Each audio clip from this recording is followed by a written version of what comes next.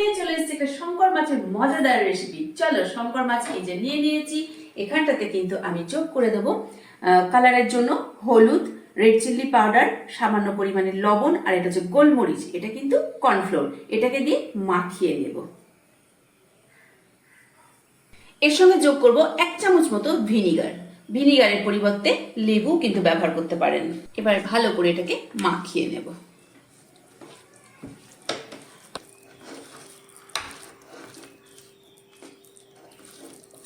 মাখা হয়ে গেছে, আধ ঘন্টার জন্য কিন্তু রেস্টে রেখে দেবো। ফিরে আসলাম, এবার তেল গরম হয়ে গেছে, মাছগুলো ভাজতে দিয়ে দেবো।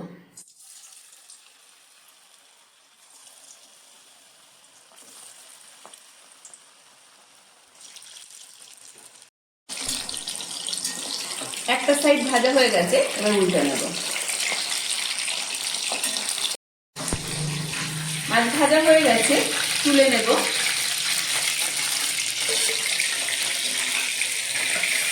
বাকি মাছগুলো ভেজে নেব।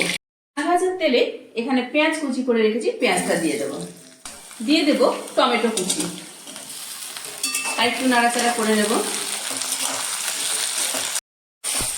দিয়ে দেব আদা আর রসুন বাটা, একটু নাড়াচাড়া করে নেব।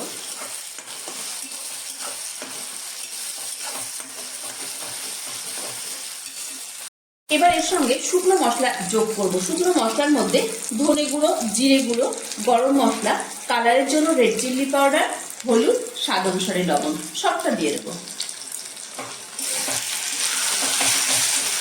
অল্প একটু জল দিয়ে মশলাটাকে কষিয়ে নেব।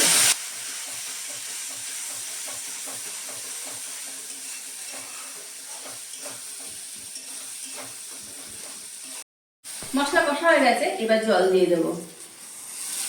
আজকের এই মাছটা মানে শঙ্কর মাছ কষা কষা খেতে ভালো লাগে, সেই জন্য খুব বেশি জল দেব না।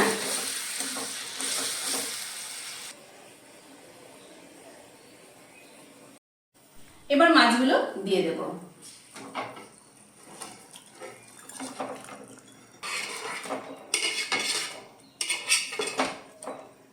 আর একটু নাড়াচাড়া করে নেব। এবার ঢাকা দিয়ে দেব, যেন মাছগুলোর মধ্যে একটু মশলা ভালো মতো ঢুকে যায়। ঢাকাটা তুলে নেব এবং আজকে যে মাছের রেসিপিটা পুরো কষা কষা চেয়েছিলাম, কষা কষা হয়েছে। এবার একটু ওপর থেকে ধনেপাতা ছিটিয়ে দেব, আর 1 মিনিট মতো রেখে একটু চাপা দিয়ে দিই, গ্যাসটাকে অফ করে দেব। এবার তরকারিটা একটা পাত্রে ঢেলে নিলাম।